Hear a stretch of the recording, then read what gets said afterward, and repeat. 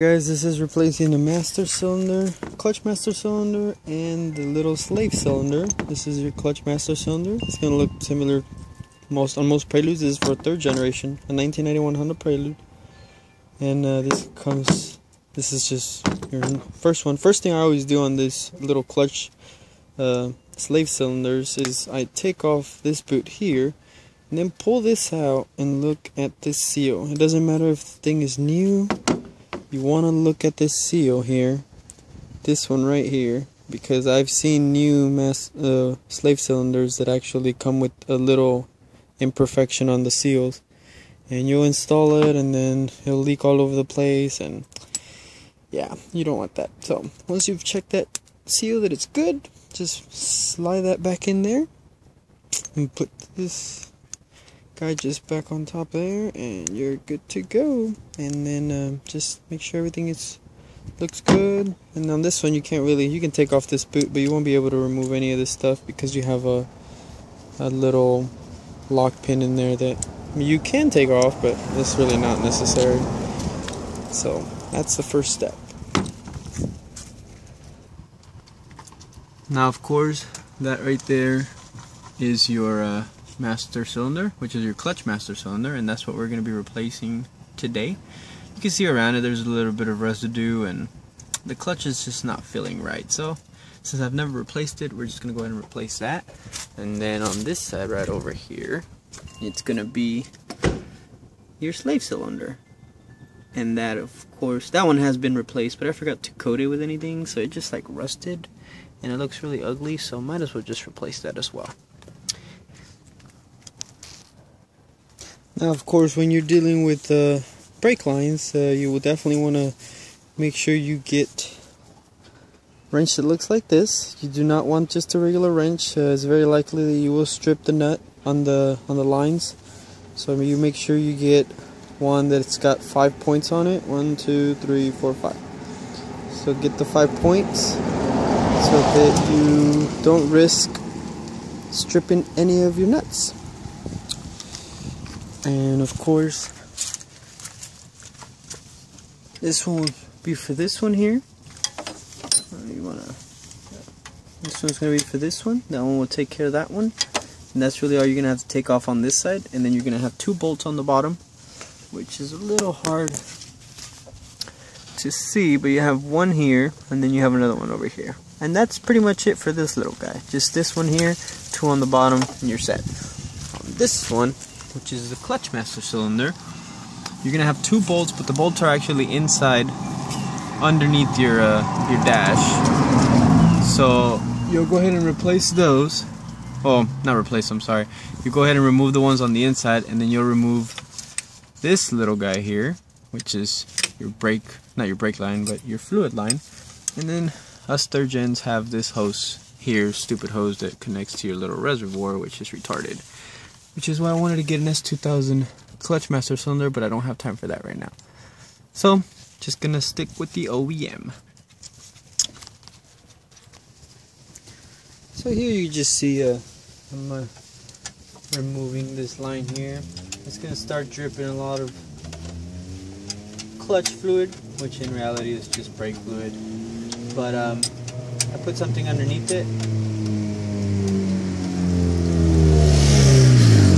so that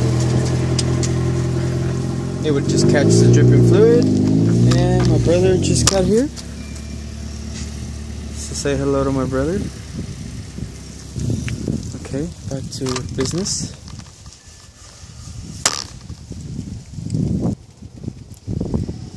Now here's the old slave cylinder. As you can see, I did not coat it, and we're just going to go ahead and replace that. You have the 2 bolts that I told you about, which are, sorry, these are the 2 bolts right here I told you about, and then just the line up here, and everything comes off. Now here you can see you have this hose clamp here, and then you have another one right over here, and this is just the one that goes into the reservoir. So you want to remove this hose that's right here, remove that out of the way first, then you can go ahead and remove this one out of the way. Once you remove that, then the clutch master cylinder is pretty much on its own, and the 2 bolts that need to be removed, 3 bolts actually, there's 2 holding the master cylinder, and then there's 1 bolt on the one that adjusts on the pedal for your clutch. So once you remove those 3 bolts, then this little bad boy here will just come completely right out.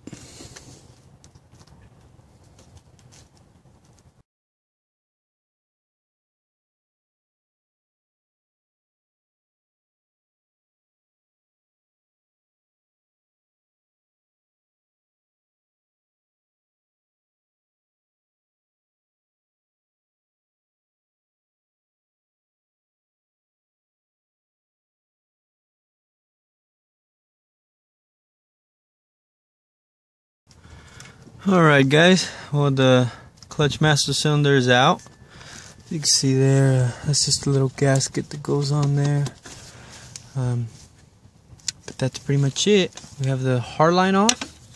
We have the soft line off that goes straight to the reservoir. And you may not have this on your 4th or 5th gens, I really don't know to be honest. But if you don't, you'll have this bad boy right here, right mounted on top of the clutch master cylinder. But that's it there, and what we removed was this guy here. So this is the old one right here. So you can see these 2 nuts, they go from the inside of the bay, not from the inside of the bay, from the inside of the cabin. So these 2 nuts right here would be under your clutch pedal inside, and then you have this little guy here, okay, that will have this pin that goes across. And on this side, it's hard to do this with one hand, guys, sorry. Actually, it'll probably go this way. It'll go either way. Yeah, it looks like it goes more in this way. Whichever way it goes. Ooh. Where'd it go? Here it is. Anyways, but it'll go in, and then at the end of the pin, you see that there is a little hole, and there's a little cotter pin that goes on there. So once you install the new one, you put this in right here in the middle. The little lever for your clutch pedal will go. You put that in, and then you put a cotter pin right there, a new cotter pin, and you're set to go. There's no nuts or anything in this side here. One of the things that I do like to do is look at that one and then compare it right next to the other one to see where the adjuster was at, just so that your pedal's kind of in the same spot. So just put the other one next to it, then screw in. Actually, let's go ahead and do that, since this one just looks like it's already done cooking. Not cooking, but I just sprayed it a little bit. And so I put that right next to it, okay? And then basically you see this nut here. You want to go ahead and compare that nut right here to that one. Make sure they're in the same spot. And then go ahead and install, your new little lever here. Install that on there and go everything in reverse. Now that's pretty much a clutch master cylinder, and I'll add a few more things here in a little bit. Now you want to make sure that this nut right here is really tightened, okay? Because if it's not, it'll eventually get loose, and I don't think it would make a big difference, but whatever, just make sure it's tightened. Don't ask questions, guys. So what I do is I stick a screwdriver on the place where that pin goes, and then put this wrench here, and then of course one way with the screwdriver and the wrench with the other, and get it nice tight. Alright guys, so now that we've, you see that's getting a little low there, fluid is just getting inside of the system. This is one of the procedures I do to really get a lot of the air out. Of course there's the first procedure that you do, which is have somebody pump on the clutch a few times, hold the pedal down, and then you open up the bleeder valve, which is this one right here. Open up your bleeder valve, then close it, then release the clutch pedal. So once again, you pump on the pedal 1, 2, 3, hold it down, open up bleeder valve, close the bleeder valve, and then release the clutch pedal. So you do that for a few times, always making sure that every 2 or 3 times that you do that, you make sure you top that off. If that goes dry, you're gonna have to start the whole process again.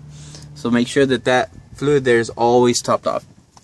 Once you're done with that procedure, another one that I like to do just to make sure we get everything out, what I like to do is this here. Basically, get one of these things, one of these extensions here. I like this ones because they have the little square there and they fit perfectly in this little ball right here, and it sits in there really good, and it gives you a nice leverage for you to be able to push forward. What I do here is I open up the bleeder valve, and then I fully push the whole fork in. Fluid is going to come out, and then I close the bleeder valve. Then I let go. Okay, so once again, here's the step. You open up the bleeder valve, push the full fork all the way in, don't let go of the fork, close the bleeder valve, and then let go of the fork. Now that's going to spill out, of course, brake fluid. As you can see, I have a hose on there and it's dripping to the bottom pan, so that's no big deal. Make sure you have a bottle or something under to catch that brake fluid. But that there will also make sure that you don't have any air in your clutch.